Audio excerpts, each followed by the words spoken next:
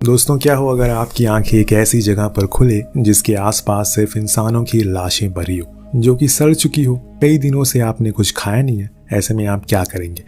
एक आदमी जो पूरी तरह से ब्लैंक है, कुछ भी उसे याद नहीं है कि वो कौन है, कहां से आया है। अब जब उसकी आंख खुलती है तो वो लाशों के ढेर में पड़ा था। चारों ओर मांस के सड़ने की बू आ रही थी और बीच में उसे वहां बंदूक मिलती है जो किसकी है उसे पता नहीं है। वो इतना ज्यादा कंफ्यूज है, वहीं रोने लगता है। तभी उसे एहसास हुआ कि कोई है जो उसे छुप कर देख रहा है और इसीलिए वो चीख कर मदद मांगता है। लेकिन वो जो कोई भी था वहां से चला जाता है और फिर ये आदमी उसी हाल में रह जाता है।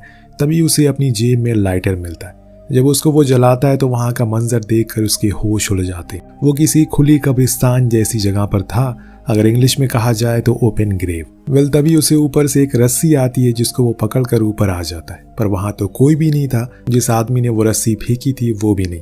अब ये बंदा आगे की ओर तेज बारिश में बढ़ता है। चारों ओर घना जंगल है कि तभी उसे अपने सामने एक कॉटेज दिखाई देता है, जिसके अंदर जाने पर उसे लूकस नाम का आदमी मिलता है, जिसके साथ कुछ और लोग भी थे, जिसमें वो लड़की भी थी जिसने वो रस्सी नीचे फेंकी थी। उस लड़की को असल में इंग्लिश समझ नहीं आती, जो भाषा उसे आती है वो इन्हें समझ नहीं आती और इसीलिए उस गड्ढे में पड़े आदमी का वो कोई जवाब नहीं दे पाई। उस लड़की का नाम म्यूट है। खैर, यहाँ पर लूकस और ये आदमी दोनों ही एक दूसरे के ऊपर बंदूक ताने हुए खड़े थे। इन्हें लग रहा है कि इनकी वजह से वो यहाँ पर फंसे हैं। इतना कहते ही वहां पर एक आदमी तड़पने लगता है क्योंकि अब वो होश में आने लगा था। और दरअसल दोस्तों, ये सभी एक नाव में सवार है क्योंकि ये सभी यहाँ पर उसी हाल में आए थे जिस हाल में कहानी का पहला किरदार माइकी को हमने देखा था। सभी उसी तरह ब्लैंक भी हो सकते हैं, किसी को कुछ पता नहीं है असल में यहाँ पर क्या हुआ था सिवाय म्यूट के, क्योंकि जब पहला इंसान यहाँ पर आया था तो वो पहले से यहीं पर मौजूद थी। लेकिन अफसोस कि वो किसी को कुछ बता नहीं सकती क्योंकि उसकी भाषा अलग है। अब हर किसी को लग रहा है कि जो हाल उन्होंने देखा है वो सामने वाले ने किया है, लेकिन क्या किसी अकेले इंसान का इतनी लाशें बिछा देना मुमकिन है? मुझे तो नहीं लगता।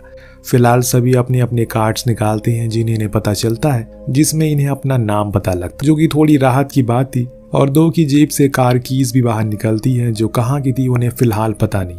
इस बीच म्यूट उन्हें कुछ लिखकर समझाने की कोशिश करती है, लेकिन किसी को भी कुछ समझ नहीं आ रहा था। तभी माइकी उसे लड़ जाता और जबरदस्ती पूछता है कि वो कौन है, उनके साथ क्या हुआ है।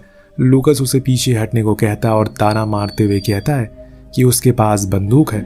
उन सभी को यहाँ घर में होश आया है, लेकिन एक वही था जिसे उस गड्ढे में होश आया, यानी कि उसने ये कुछ किया है उन लोगों के साथ। अब ये सुनकर माइकी का माथा गर्म हो जाता है, जिससे दोनों ही लड़ने लगते हैं। यहाँ माइकी का कैरेक्टर को काफ़ी करीबी से जान पाते हैं, जिससे ये साफ पता लगता है कि वो काफ़ी गुस्सैल किस्म का शख्स है। अब वो घर में रखे सामानों को चेक करते हैं, जिसमें उन्हें पता लगता है कि यहाँ पर तो काफ़ी दिन का राशन पड़ा है, यानी कि यहाँ पर कोई पहले रहता था जिन्हें अपने सर्वाइवल के लिए सब प्लान किया था। पर रहता कौन था? इस बीच कुछ लोगों को वहाँ पर बंदूकें भी मिलती है, जिसको माइकल काफ़ी अच्छे से हैंडल करता है। शायद वो पास्ट में एक पुलिस ऑफिसर होगा।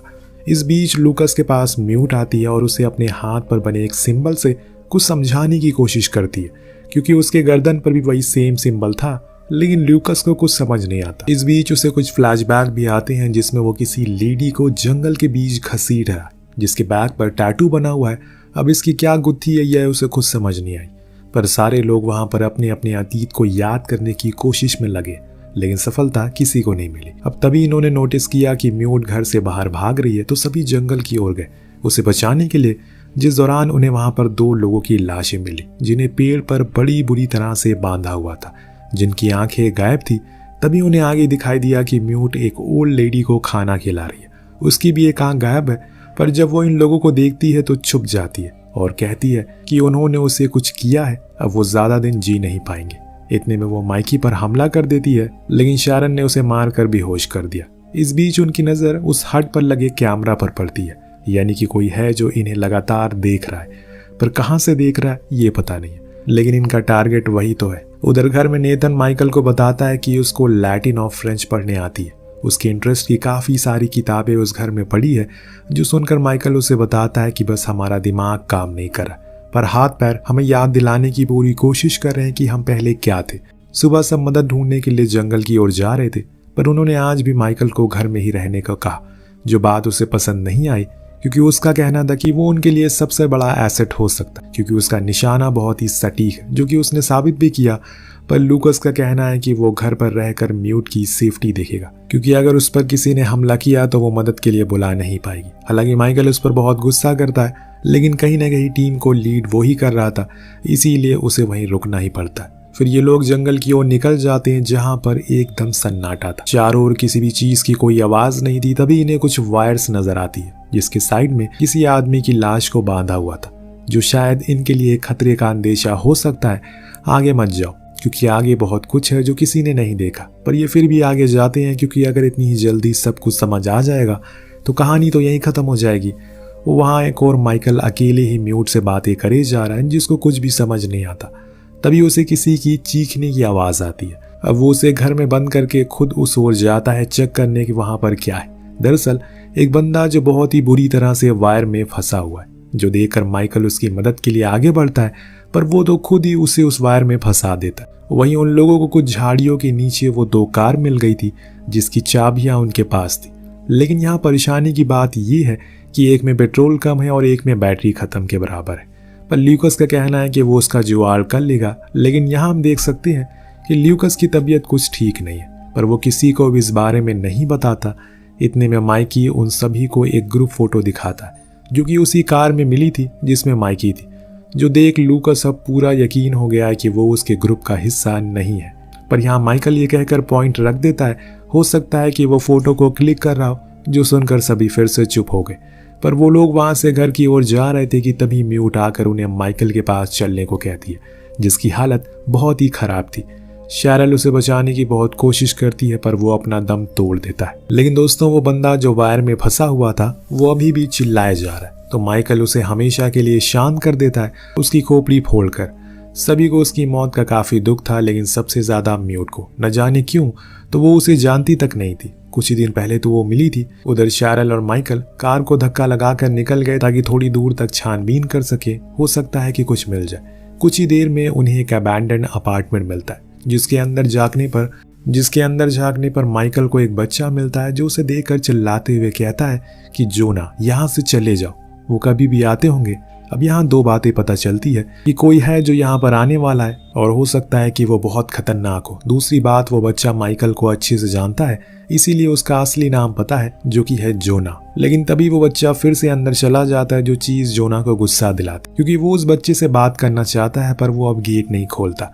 इसीलिए वो तोड़ने फोड़ने लगता है, जिसकी आवाज से शैरल के सर में दर्द होने लगता है, और वो उसे रुकने को कहती है। और तभी उन दोनों की कोई मेमोरी ट्रिगर होती है, जिसके कारण वो रुक जाते हैं। घर पर नेथन म्यूट से उस बूढ़ी लेडी के बारे में पूछता है, जिसको वो उस रात खाना खिला रही थी। यहाँ खुशनसीबी से वो उसकी बात को समझ जाती है और फिर उस हर्ट के पास लेकर जाती है। लेकिन यहाँ वो नहीं थी, पर अब नेथन वापस नहीं जाना चाहता, क्योंकि वो वही घर में पूरी जिंदगी नहीं काट सकता। उसे इस जाल से बाहर निकलना ही पड़ेगा, और वो तभी होगा जब वो कुछ करेंगे, मदद के लिए बाहर जाएंगे, इस जगह को खंगालेंगे। हालांकि म्यूट उसे जाने से मना करती है, पर वो नहीं मानता और चला जाता है। अब जब म्यूट घर पर वापस आती है तो देखती है कि ल्यूकस पूरी तरह से इन्फेक्टेड हो चुका है, पर किसी वायरस से, ये हमें भी नहीं पता। लेकिन उसकी हालत को देखकर साफ पता लग रहा है कि उसने खुद पर कंट्रोल खो दिया है, इसीलिए अब म्यूट ने खुद को कमरे में बंद कर लिया। अब वो तभी बाहर निकलेगी जब वो लोग वापस ना आ जाए। लेकिन यहाँ ल्यूकस बार बार उस गेट को पीट रहा है ताकि उसे खोल दे। जब वो नहीं खोलती तो वो पीछे के रास्ते से अंदर जाता और बेसमेंट में पहुंचता है। वहीं एक और नेथन भी चलते चलते शायद किसी पुराने गांव के पास पहुंच गया, जहां पर बहुत सारी झोपड़ियां थी, जिसके आसपास लाशें पड़ी थी। लोगों के बीच रास्ते में उसे टूटा हुआ चश्मा मिलता है, जिसको पहनकर वो अतीत में पहुंच गया, जहां उसे कुछ याद आने लगा, क्योंकि असलियत में ये चश्मा उसी का है।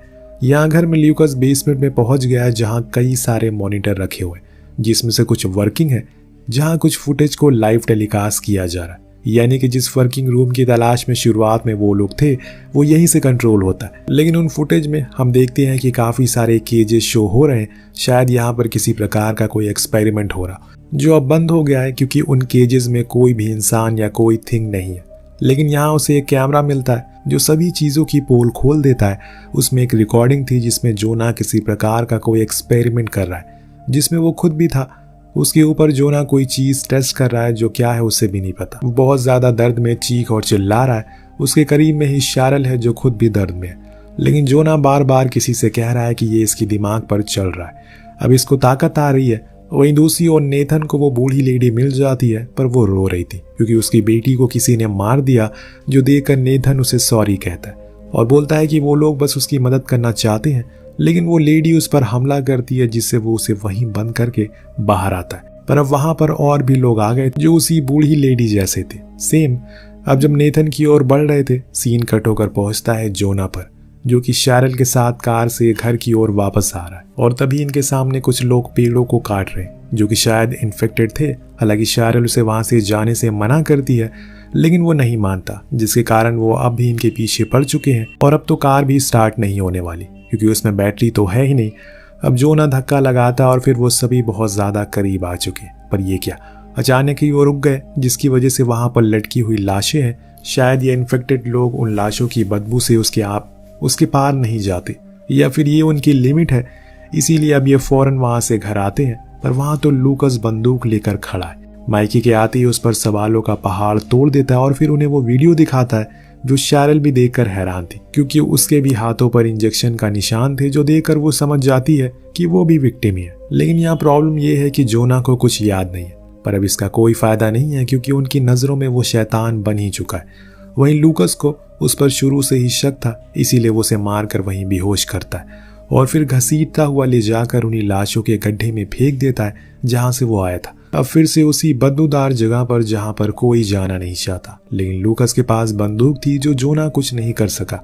उस गड्ढे में उसे वो उस टैटू वाली लड़की की लाश भी मिलती है जिससे उसे बार बार फ्लैशबैक आ रहे थे। उधर घर में अब लूकस की हालत बिगड़ना शुरू हो गई है क्योंकि वो भी अब धीरे धीरे करके इन्फेक्टेड हो गया है। जो चीज शैरल देख लेती है और ये चीज लूकस भी साबित कर देता है म्यूट के साथ जबरदस्ती करके। वो तो अच्छा हुआ कि शैरल के पास बंदूक थी, इसके डर से वो वहां से भाग गया कार लेकर। इसके बाद म्यूट जाकर जोना को उस गड्ढे से बाहर फिर से निकालती है क्योंकि वही एक आदमी बचा है जो कुछ अब कर सकता है। तो सब तो मारे गए, इसीलिए अब जोना म्यूट को घर जाने को कह रहा है। उसी अबैंडन्ड अपार्टमेंट में जाते हैं जहाँ का गेट आज खुला है।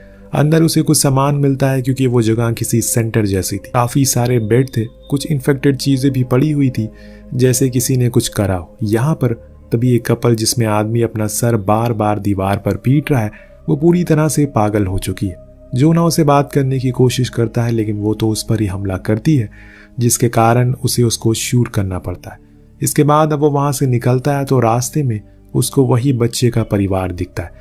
उसकी बहन इन्फेक्टेड थी। जोना उनकी मदद करना चाहता है, लेकिन वो किसी से बात नहीं करना चाहता, इसीलिए वहां से चले गए।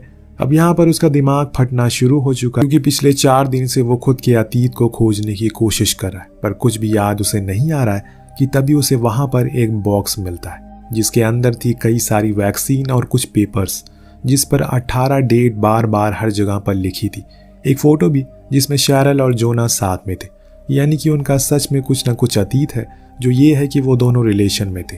और जो नेथन है वो जोना का बड़ा भाई है। यहाँ पर जोना को जो चीज़ याद आना शुरू हो जाती है, असल में पूरी दुनिया में एक प्रकार की महामारी फैल गई है, जिसके कारण सरकार ने कुछ इन्फेक्टेड लोगों को यहाँ पर भेजा है ताकि जोना और उसकी टीम उसका इलाज कर सके। लेकिन उसका तो उल्टा ही हो गया, वो वैक्सीन नहीं बना पाए, जिसके कारण ये सभी जो भी यहाँ पर आए वो सब के सब मारे गए और ऐसे बन गया ये ओपन ग्रेव। यानी कि एक बात तो कंफर्म हो गई कि जोना किसी को मारना नहीं चाहता शुरू से ही। लेकिन यहाँ एक और राज से पर्दा हटता है। जो 18 तारीख है वो असल अल्टीमेटम है जो कि आर्मी द्वारा दिया गया है इन लोगों को, क्योंकि उसके बाद वो उस पूरे आइलैंड को खत्म कर देंगे। वो 18 तारीख अब इतना सब कुछ उसे समझ आ गया है। ये बात वो लूकस को कैसे समझाए, क्योंकि वो अपने ऊपर आपा खो चुका है। लूकस अब पागल हो चुका है, इसीलिए वो उसके पीछे हाथ धोकर पड़ जाता है। और यहाँ जोना ने खुद की जान बचाने की बहुत कोशिश करी, लेकिन लास्ट में उसे लूकस को मारना ही पड़ा। यहाँ उसे सब कुछ याद आ गया कि असल में कहानी क्या है। दरअसल ये नेथन, शैरल, इनका बॉडीगार्ड माइकल सभी यहाँ पर ये टेस्ट कर रहे थे। उनकी छोटी झोपड़ियों में इनका काम चल रहा था, पर सिर्फ एक ही पेशेंट था जिसके ऊपर ये वैक्सीन असर कर रही थी। दरअसल नेथन ने गलती के कारण सभी इन्फेक्टेड लोग छूट कर बाहर आ गए और एक दूसरे को मार कर खा गए, जिससे वो गड्ढा पूरा भर गया। और जब उस टैटू वाली लड़की की लाश को वो लेकर जा रहा था तो वो भी उसी गड्ढे में गिर गया, लेकिन उसने उस वैक्सीन को लगा लिया जो कि मेमोरी पर भी हिट करती है। अब उसके बाद क्या हुआ आपको तो पता है। कुछ इस तरह से इस कहानी का प्लॉट था, पर अभी कहानी बाकी है, तो बने रहिए। अब वहां घर पर नेथन शैरल के पास भागते हुए जाता है, पर अब बहुत देर हो चुकी है क्योंकि इन्फेक्टेड लोगों ने इन पर हमला करके सब कुछ खत्म कर दिया। दोनों ही दहशत में बैठे रहते हैं। शैरल ने जोना के लिए एक नोट लिखा है, उसे नहीं पता कि वो जिंदा बचेगा या नहीं। तभी बाहर धूम धड़ाके की आवाज आती है क्योंकि आर्मी वहां आ गई थी। इन्हें लगा कि रेस्क्यू करने के लिए आए हैं वो, इसीलिए नेथन भागते हुए बाहर जाता है, लेकिन वो वहीं मारा गया क्योंकि अब काम हो रहा है साफ सफाई का, जिसमें वो सभी साफ हो गया। जोना अपने भाई को मरते हुए देखकर वहीं छुप गया। तब उसे शैरल भी मिल गई। उसके पेट में तभी एक इन्फेक्टेड लेडी ने चाकू मार दिया, जिससे कि उसका काफी खून बहने लगा। इस बीच हम म्यूट को भी देखते हैं जो कि वहीं छुपी हुई है। अब जोना शैरल को लेकर उसी गड्ढे में कूद गया जहां से ये सब शुरू हुआ था। यहाँ पर उसने शैरल को वो वैक्सीन दी और फिर खुद भी ली, ताकि जब आर्मी आए तो उन्हें पता ना लगे कि वो जिंदा है। और बेहोश होने से पहले शैरल ने उसे वही नोट दिया जो उसने लिखा था। दिन दोनों ही बेहोश हो गए। तब आर्मी आकर चेक करती है, जिनके साथ वो बच्चा भी था जिसने जोना को वार्न किया था। अब कोई नहीं बचने वाला है, और अंत में वही हुआ। जब जोना को होश आया तो सब कुछ फिर से वहीं से शुरू हो गया जहां से पहले हुआ था। शैरल का तो खेल खत्म हो गया। अभी इतने में उसे एक रस्सी आती हुई दिखाई दी जो कि म्यूट ने फेंकी थी, क्योंकि एक वही है जो कि बची है। दरअसल ये लोग उसी के खून से ये वैक्सीन बना रहे हैं, क्योंकि उसे इस वायरस का कोई असर नहीं होता। आसान भाषा में कहा जाए तो वो ही इंसान की आखिरी उम्मीद है, क्योंकि अब जो भी कुछ जोना देख उसे उसके होश उड़ जाते हैं। वो जगह पूरी तरह से इंसानों की लाशों से भरी हुई है। अब बस वही दो बचे, यानी कि अब ये क्या करेंगे हमें आगे पता चलेगा। क्या जोना फिर से वैक्सीन बनाने की कोशिश करेगा, या ये अब सभी लाशें जाग जाएंगी? आपको क्या लगता है नीचे कमेंट करके जरूर बताएगा। मिलते हैं अगली वीडियो में। Thank you so much watching. Peace out.